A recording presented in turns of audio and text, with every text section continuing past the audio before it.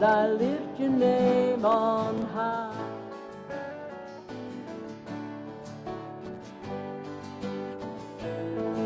Yes, I'm so glad you're in my life. I'm so glad you came to save us. You came from heaven to earth to show the way, from the earth to the cross, my death to pay, from the cross to the grave, from the grave to the sky. Lord, I lift your name on high.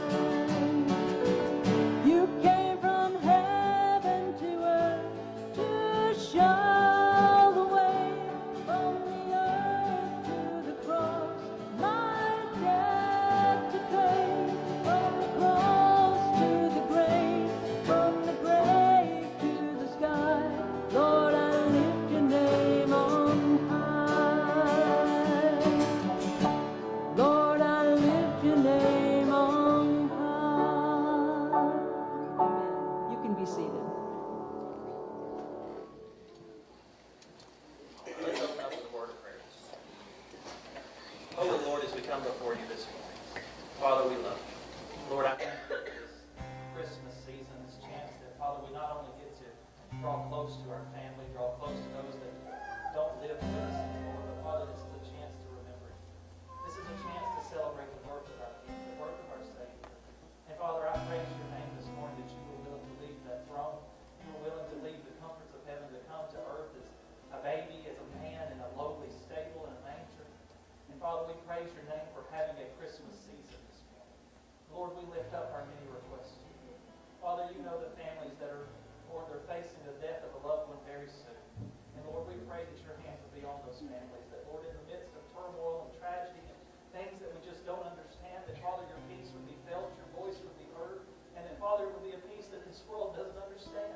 But Lord, we would know that, Lord, when our Christian brothers and sisters, when our Christian family member, when they leave this world, Lord, it's not a forever goodbye, but Lord, they are being ushered into your presence. And Father, I pray that the peace of knowing that they will be at home will overcome us this morning. Father, we pray for those that are sick this morning, those that are facing doctor's appointments and tests, and Lord, we ask that Lord, your will would be done on those. That Father, in the midst of bad news from doctors, things that we're not prepared for, Lord, may we remember that you're sovereign, that you're in control, and that Lord, it doesn't matter what a doctor says or a nurse says, but Lord, it matters what you say. And Lord, we trust in you this morning. Now, Father, we pray that you would be with our church this morning. That Lord, those that have the unspoken requests around the room, that Lord, their cries would be heard. Lord, we know that you hear them this morning. Father, we pray that that peace that can only come from you would fill them up this morning. Now, Father, I pray that you would be with our guests this morning, that as they come to lead us in worshiping the King, that, Lord, your Spirit would overshadow them and fill them up, and that, Lord, they would give the word of God this morning, that, Lord, we would be ready to celebrate our King and celebrate the birth of our Savior, and that, Lord, when we walked out of this place, we would walk out looking at Christmas just a little bit differently.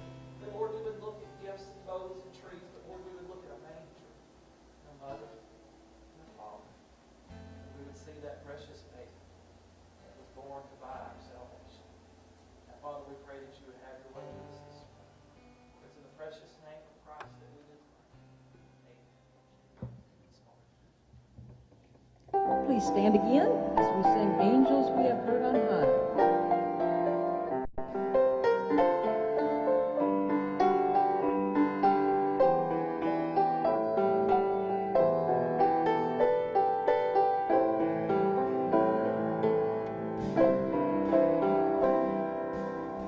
Angels we have heard on high, sweetly singing o'er the plains and the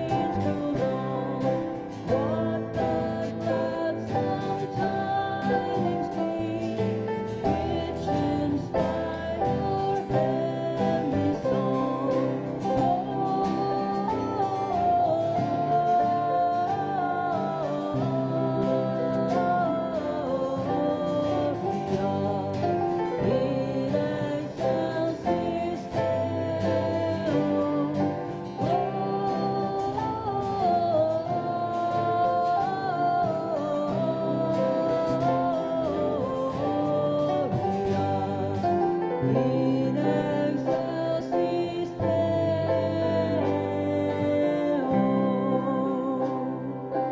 Come to Bethlehem and see Christ whose birth the angels sing. Come adore on bended knee, Christ the Lord, the newborn King.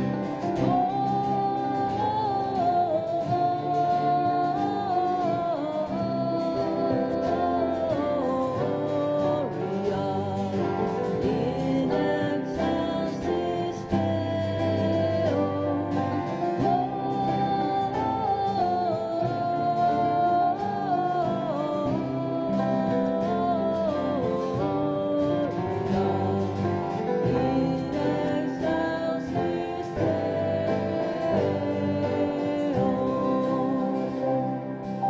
See him in a manger laid, whom the choirs of angels praise. Mary, Joseph, lend your aid, while our hearts in love we raise.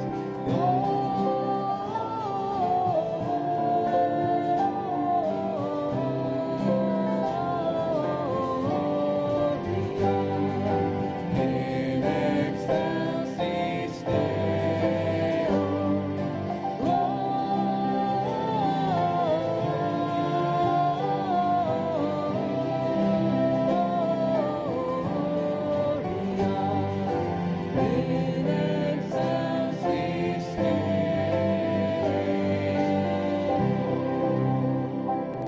You can be seated.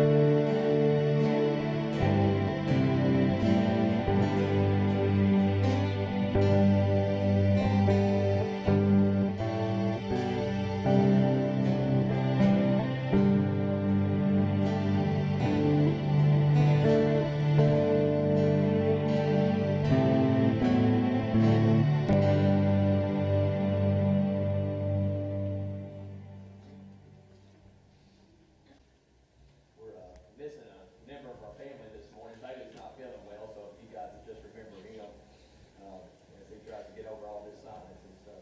But it's a pleasure to have the opportunity to be able to do the second Sunday of Advent. So it says, on this second Sunday of Advent, as we think about the coming of Jesus Christ, we light the candle of peace. Jesus Christ is our peace. He is the Prince of Peace, and the fruit of his presence is peace. Christ comes to bring justice, wholeness, and harmony to every relationship throughout all creation. He wants us to continually grant us peace in every situation.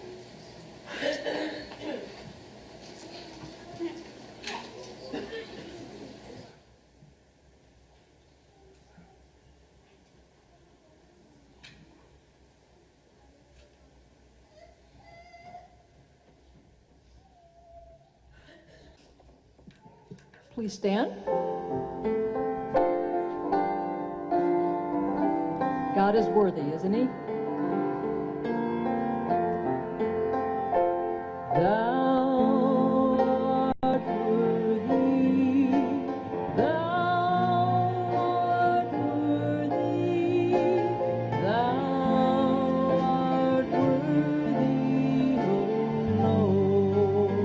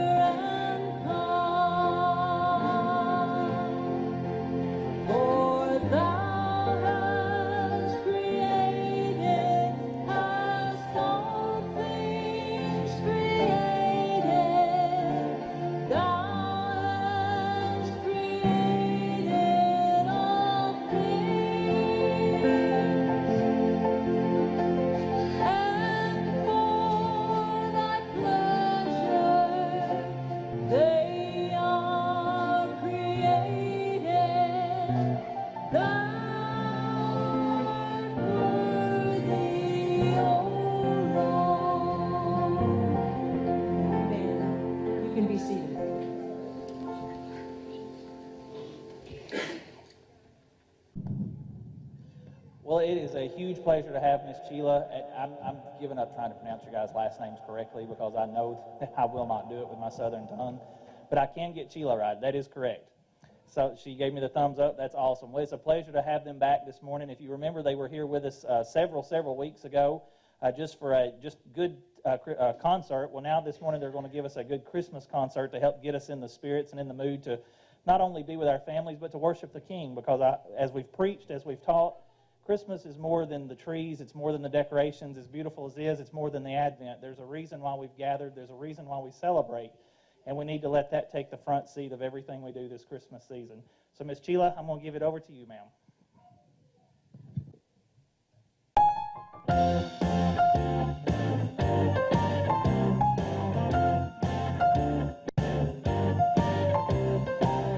Have yourself a merry little Christmas.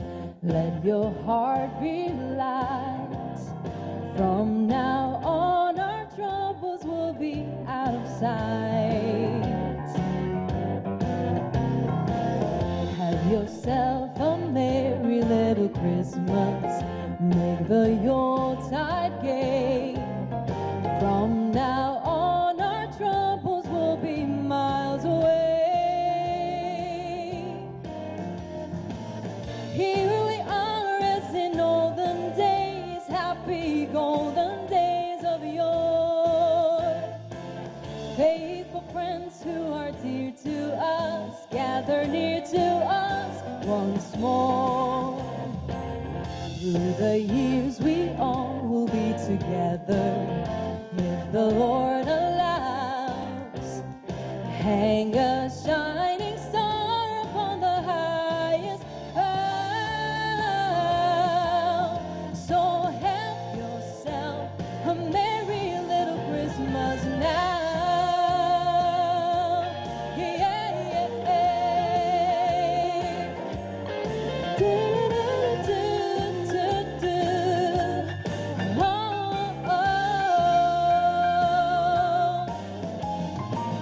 Once again, as in olden days, happy golden days of yore.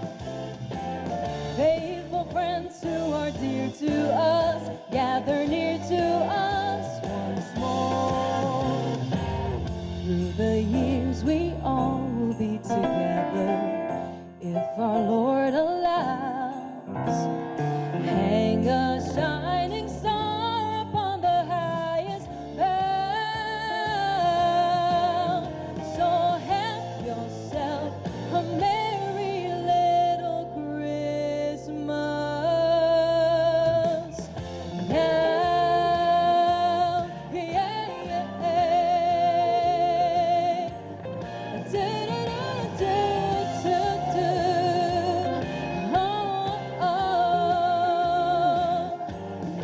Have a very Merry Christmas. Have a very Merry Christmas.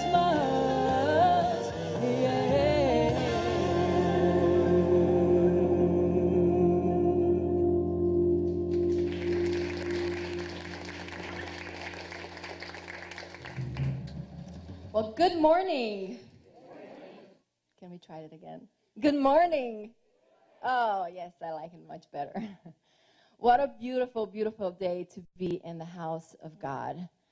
I'm a little bit confused by the weather. I thought it's supposed to be December, right?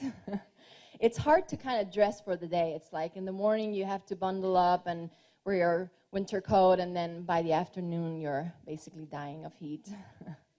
But I'm not complaining. It's absolutely beautiful outside, and I'm so thankful for the sunshine. We're so happy to be back with you. Thank you so much for having us again.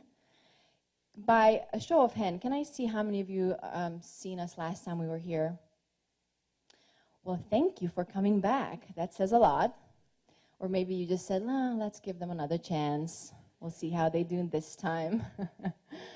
And how many of you have not seen us before? Well, thank you. Welcome. Thank you so much for being here this morning. And our prayer is that you would feel the presence of God first and foremost. You know, Christmas season is supposed to be a peaceful season, right? How many of you feel really peaceful during this season? Can I see your hands? I know that I tend to get into the hustle and bustle, and I always have to remind myself to slow down. My kids love to watch Daniel Tiger, and in one of the episodes, Daniel Tiger talks about how you can deal with your emotions and your stress. And one morning, we were in a rush, again, of course, to get out of the house, to get to school, and I was getting a little bit, I guess, frantic when my 4-year-old looked at me and he said, "Mommy, do you think you need to take a deep breath and count to 4? And I said, "Yes, I think you're right, I do." So this morning, I just pray that we will have that space to be able to breathe and count to 4 and be able to release whatever it is that we have been carrying all week long and place it to the feet of Jesus. He wants us to live peaceful lives. And I want to read to you a couple of verses. I was looking up all these Bible verses about peace, and I was surprised how many there were in there. I think God knew something that we needed to be reminded to have peace. This is what John 14:17 says. "Peace I leave with you, my peace I give to you. I do not give to you as the world gives. Do not let your hearts be troubled, and do not be afraid." In Colossians 3:15 it says, "Let the peace of Christ rule in your hearts, since as members of one body you were called to peace." Psalm 29:11 says, "The Lord gives strength to his people. The Lord blesses his people with peace." So as I sing these next few songs, I invite you to that place where you allow God to bring peace to your heart so that every single day you can experience Christmas.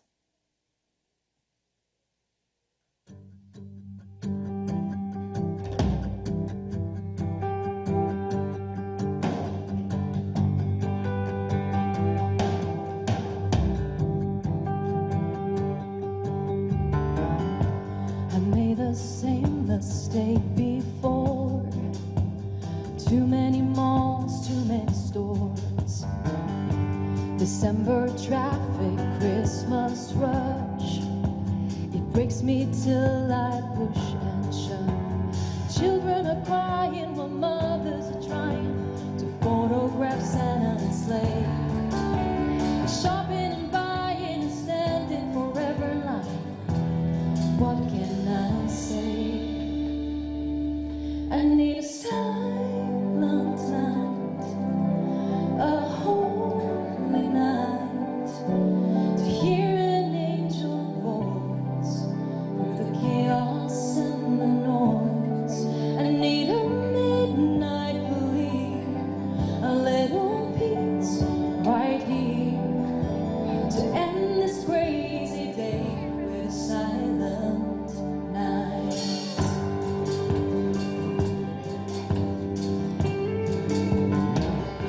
December comes and disappears, faster and faster every year. Did my own mother keep this pace, or was the world a different place? Where people stayed home, wishing for snow, watching 3 channels on their TV. Look at us now, rushing around, trying to find Christmas peace.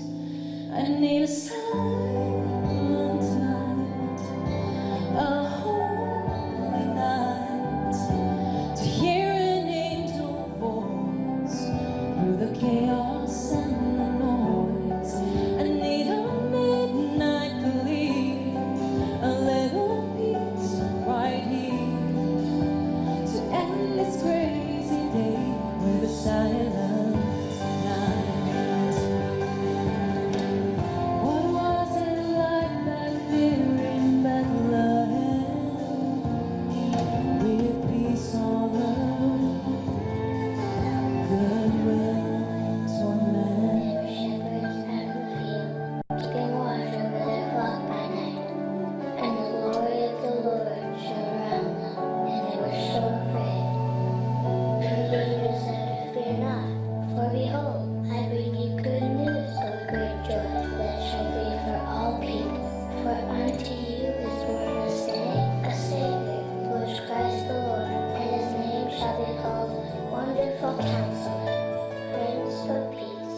need a silent night, a holy night, to hear an angel voice in the chaos and the noise. I need a midnight relief, a little peace right here, to end this crazy day with a silent night. To end this crazy day with a silent night.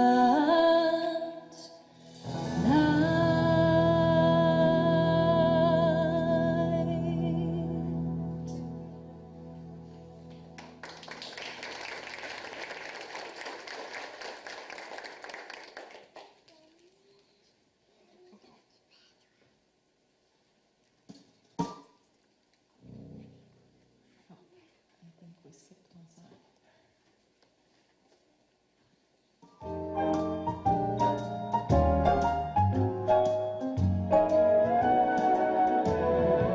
Sleigh bells ring, are you listening? In the lane, snow is glistening. A beautiful sight, we're happy tonight, walking in a winter wonderland. Gone away is a bluebird, here to stay is a new bird who sings a love song as we go along, walking in a winter wonderland. In the meadow we can build a snowman and pretend that he is Parson Brown. He'll say, are you married? We'll say, no man, but you can do the job when we're in town. Later on we'll conspire as we dream by the fire to face unafraid the plans that we made, walking in a winter wonderland.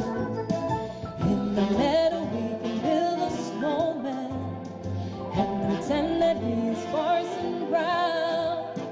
He'll say, are you married? We'll say, no man, but you can do the job, you can do the job, you can do the job. Later on we'll conspire as we dream by the fire to face unafraid the plans that we made, walking in a winter wonderland. Walking in a winter, walking in a winter, walking in a winter wonderland.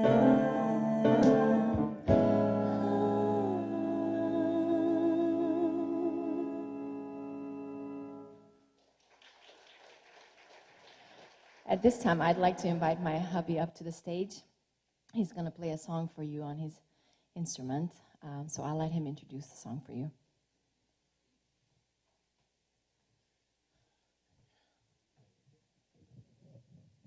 Well, we are walking in winter wonderland, right? So let's play in the snow after the church service.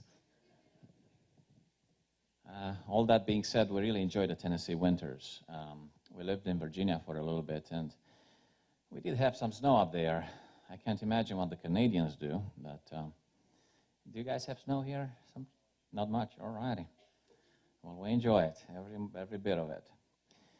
Well, if we think back of Mary, she was a very young girl, and she was pregnant. And can't you imagine a pregnant teenager in those days carrying a baby that was conceived by God? Remember, she lived in a very conservative environment, so all the prejudice against her and all the finger pointing and, oh, she's pregnant, I wonder who that was. And what a burden that was on her shoulders, just a young girl. And this next song is a prayer of Mary, and she says, breath of heaven, hold me together. Be forever near me, breath of heaven. She was feeling like she was falling apart. And I wonder how many of us feel the same sometimes. As I listened to your prayer request this morning, some people might feel that their lives are falling apart, hearing a diagnosis from a doctor. or having family problems. So, breath of heaven, hold me together, she says, be forever near me. And lighten my darkness and pour over me your holiness, because you're holy, breath of heaven. So let's enjoy this next song played on this typical Romanian instrument called the panpipes.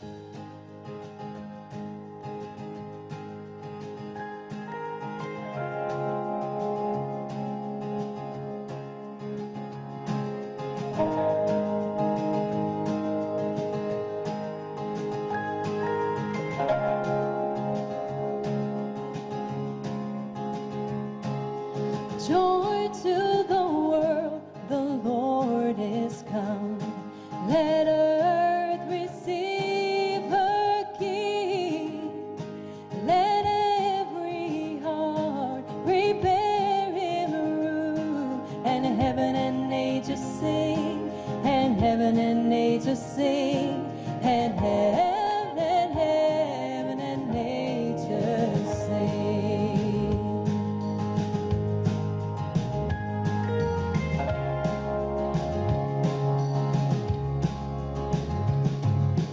Joy to the world, the Savior reigns.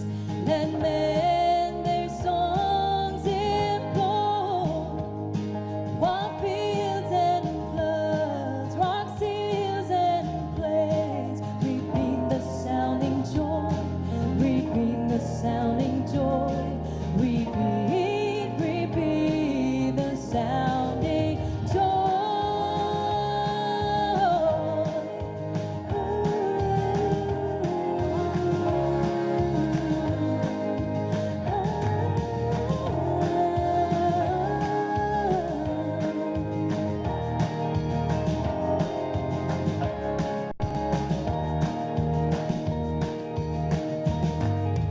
He rules the world with truth and grace, and makes the nations prove the glories of his righteousness, wonders of his love, and wonders of his love, and wonders of his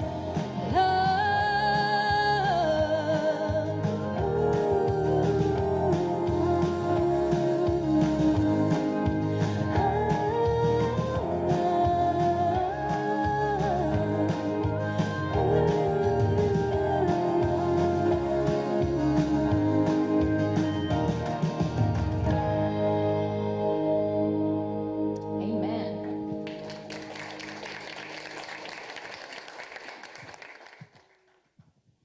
Try and untangle here this thing. For the next few minutes, I'm just going to share a little bit with you some of the things that God has been whispering to my heart these last few weeks. Originally, I wanted to speak on a different topic, but you know God, sometimes He has a way of throwing a curveball in our perfectly planned, scheduled lives. And as I was preparing and I was asking Him to show me what He wanted me to speak on, He said, I want you to remember, why are you doing what you're doing? What is the why behind all the effort we put into this season? Why are we preparing so much? Why are we planning so much? And why are we running so much? What is the why behind the what? Christmas season is all about giving gifts and receiving gifts. And the Bible, there's a verse in Proverbs 18:16 that says that the gift opens the way for the giver. When we give a gift to somebody, it kind of softens their heart towards us. It opens the way. And we focus a lot on trying to find the perfect gift for our family and friends. And I don't know about you, but there's always somebody in my family or in my circle of friends that I have a hardest time finding a gift for. They're either that person who I feel like they have everything, and I'm thinking, what else can I give to them? I feel like they have everything. Or they're that person that I'm thinking, they're kind of picky, and I'm just afraid that it doesn't matter what I get them, they're not going to like it. But everything goes in that, we focus on that, giving gifts. And then on top of that, I know it sounds like a cliche, but we live in a world where everything is so fast-paced. Everything happens so fast. Our lives just, everything is instant. Our phones, the way we talk to each other. And sometimes we can so easily glide over really taking the time and appreciating the actual gifts that we get in life. I can see it in my children. And several years ago, my husband and I made the decision that our kids would only get 2 gifts at Christmas. They would get one from their sibling, and then they would get one from us. But then, they get gifts from grandparents, and then they receive gifts from uncles and aunts and cousins and friends, right? And we end up at Christmas time, the tree under the tree is full of gifts. And the way I see it is kind of like this race, ready, set, go. And before you say go, the kids are already like 3 gifts in. And I am the mom who will say, stop. You are not allowed to open another present until you actually sit with this one and enjoy it and appreciate it, because mommy and daddy spent a lot of money to buy it. But I think that's what happens with us as well. That's what happens in our hearts, in our minds. We're going so fast, our minds get so cluttered that in the midst of the noise, we lose sight of the gift, of the true gift of Christmas, because Christmas has been given to us as a gift. So what is that perfect gift? Well, Isaiah 9:6 says it all. It says, for to us a child is born. To us a son is given, and the government will be on his shoulders. And he will be called Wonderful Counselor, Mighty God, Everlasting Father, Prince of Peace. Of the greatness of his government and peace there will be no end. Now, let me ask you a question. If you looked around and looked at people that are in your lives, how many do you think would benefit more from an encounter with a wonderful counselor instead of having a gift under the tree? How many people do you think are walking through something so difficult that they would love to have a wonderful counselor sit with them and just listen to them, be in the moment with them? How many people do you think would benefit more from having an everlasting Father? Maybe people who have never had an earthly father who was there for them. Maybe people who have never experienced the love, the unconditional love of a father. Maybe people who were supposed to be protected by their father, but instead they were inflicted pain upon them. How many people do you think would want a loving Heavenly Father? How many of us would want to have the Prince of Peace living in our hearts every single day instead of having a gift that we throw away 2 weeks later? But when we rush so fast, we might miss precious opportunities to be able to really connect with one another, to be able to show who Christ is to others. And in the next couple of minutes, I just want to share a story from the Bible, which I find fascinating. And it's the story of Zacchaeus. And I know that it's not a typical Christmas story. And you might be thinking, what can Zacchaeus teach us about Christmas? But I'm going to read the story to you, and I'm just going to kind of stop along the way just to point out a few things. But the story of Zacchaeus is only mentioned in one of the books in the Bible, that's Luke. And it comes out of chapter 19, and this is what it says. Jesus entered Jericho and was passing through. A man was there by the name of Zacchaeus. He was a chief tax collector and was wealthy. So we know that Zacchaeus was a Jewish man who decided that as a choice of career, he was going to collect taxes from his own people and give it to the Roman government. Can we collectively say, boo? Right? Do you think Zacchaeus was popular in his community? Do you think people were, when they were having potluck together, like, yeah, we should invite Zacchaeus, he should come over to our house? I don't think so. And on top of that, we know that he took more money because he was putting some extra in his own pocket. So basically, by the choice of his career, he isolated himself from his own community, from his own people. And we know that he heard that Jesus was coming through town. And this is what the verse says. He wanted to see who Jesus was, but being a short man, he could not because of the crowd. So I want to first point out is that there are people that we encounter day to day that will never want to hear about Jesus, but they might be more open to it during Christmas time. They wouldn't be maybe ready to hear about Jesus in January or July. January, it's all about new goals. I'm going to lose some weight. I'm going to go to the gym. New focus. But Christmas time is a sensitive time to some people. So for some people, it's a painful reminder of that they're not celebrating with people that they were celebrating with before. Broken relationships. There might be some people who have lost loved ones, and the memory of them is hurtful, it's painful, especially during Christmas time. And you know, maybe not any other month during the year they would say, yeah, I kind of want to hear about Jesus, but during Christmas time, they might be more willing to listen. The other thing I want to point out here, it said that he wanted to see who Jesus was.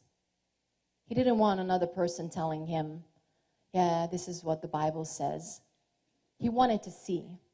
Now, when people want to see who the real, honest, true Christ is, who do you think they look at?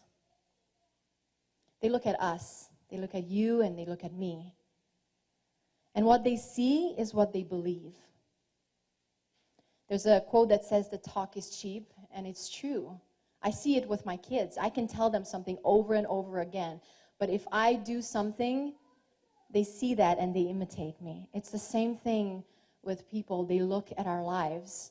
And if we are running around and we're stressed out during Christmas time, if we are angry, and if we don't have a moment to stop, who will show to them who the true Jesus is? The verse also goes on and says that he was too short and he couldn't see because of the crowd. Now, this was something that was totally out of his control, right? He was a short man.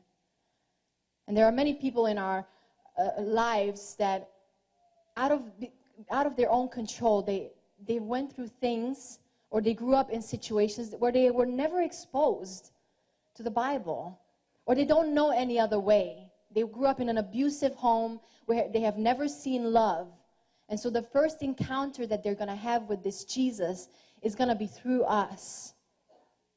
Will we be ready when the opportunity arises? Then this passage goes on and says, so he ran ahead and climbed a sycamore fig tree to see him, since Jesus was coming that way. I looked up a picture of a sycamore tree, and it's one of those trees that has branches that are very low to the ground. So even for me, who doesn't know how to climb a tree, it would be very easy, because you can basically just take one step and just kind of climb up easily. And apparently the reason why they planted these trees around the road was so that people could rest, they could sit down, and also be sheltered from the sun, get some shade, and for people to be able to easily climb it so that they can see ahead. And I believe that especially during this time, every day I believe, but especially during Christmas, God is calling us to build sycamore trees, opportunities for people to be able to climb and see Jesus. It might look like taking a friend out for lunch and just sitting with them and listening to them. It might be paying for the groceries of the person in front of us in line. It might be going and helping out a nonprofit organization. Whatever that might look like, being present with people in the moment, so that when the opportunity arises and they ask the question, okay, tell me who this Jesus is, we can offer that hope to them. And then finally it goes on and says, when Jesus reached the spot, he looked up and said to him, Zacchaeus, come down. I must stay at your house today. Jesus wants to offer this invitation to all of us this morning. Are we able to hear when he says, come down? I want to stay at your house tonight. Are you available? Come down from your bitterness and anger. Come down from trying to control everything in your life. And let me come and sit with you. Let me dine with you. So as I sing this next song, I want to invite all of us to just close our eyes and let Jesus whisper to our hearts, whatever that might be. You know what that is in your life. It might be things that we need to let go of, or it might be people that we need to reach out to. It might be people that we need to forgive. It might be circumstances that we need to let go of trying to control it and just giving it up to Jesus. Whatever that might be, the altar is open. You're welcome. You can also pray in your own seat, whatever feels comfortable to you. But as I sing this next song, which is absolutely my favorite Christmas song, I pray that you would let God speak to your heart.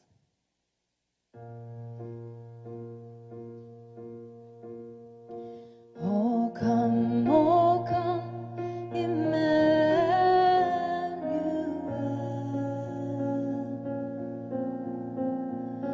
and ransom captive Israel.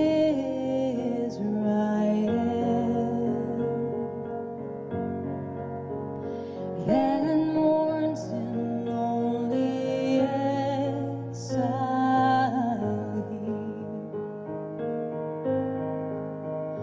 until the Son of God appears. Rejoice, rejoice, Emmanuel shall come to thee, O Israel.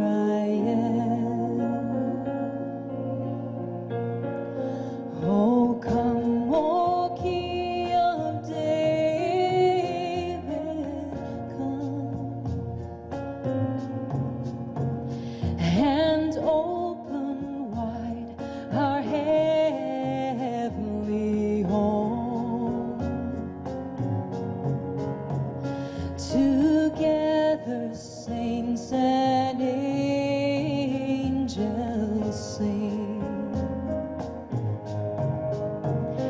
All glory to Emmanuel, our King. Rejoice, rejoice, Emmanuel shall come to